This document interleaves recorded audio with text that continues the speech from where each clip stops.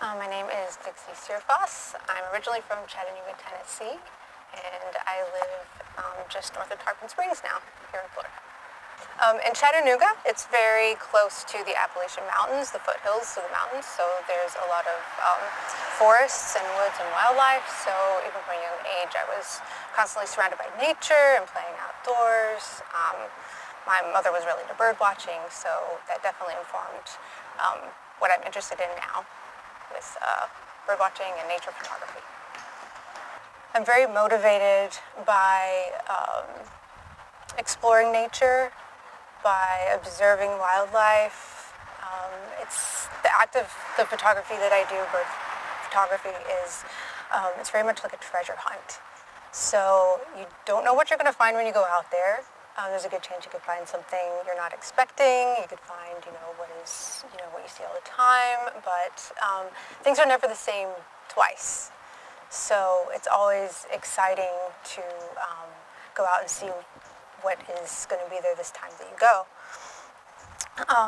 And not to mention that it's also like a really, really good therapy type thing to do.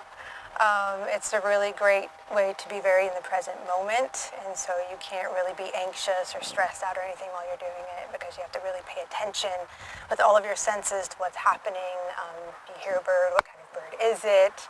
You're looking around, also just looking at the environment, the plants, other animals that you see. So it's really just engaging with nature, because it's never the same way twice, and it's just so therapeutic. To just get out and have some solitude and quiet, and just be able to be slow and not rushed. It's not something you can really rush. My favorite time of day to go out to do photography is usually in the early morning, sometime between 7 and 7:30 a.m. All the birds are awake and they're coming to eat. The lighting is really nice. The sun's come up. And the other time of day that is really, really great is the late afternoon. So before sunset, the lighting becomes really, really magical at that time of day. So in addition to photography, I also do a little painting and drawing. So my biggest influences for painting and drawing would be Thomas Moran is one of my favorites.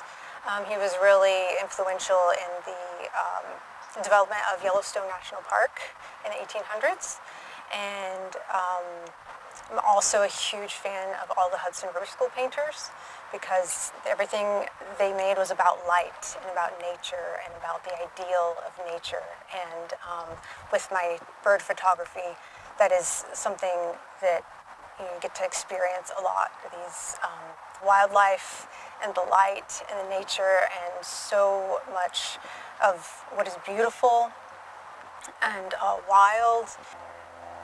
For photography, I'm really influenced by, to be honest, a lot of photographers that I see on social media, like Instagram. It's a great place to go see the work of hundreds or thousands of artists, especially photographers, and there's just so much inspiration to be found there with how they're photographing things, the way they're using light, composition, and all of that. So beyond just the big recognizable names, there are people out there actively making work that it's so amazing that we can just have access to that at any moment. So I find inspiration through just going into the outdoors, looking at wildlife, animals, birds, trees, flowers, plants, everything. I love looking at how the light plays through leaves and hits trees, and it really makes you think about the composition. And when you want to decide to take a photograph, whether something is, you can tell right away whether or not it's going to be something that is going to be worth taking or not. If the lighting's not right, you automatically know. It's like, oh. So you try to maybe get in a better position or an angle or something. But the outdoors just has endless inspiration for me.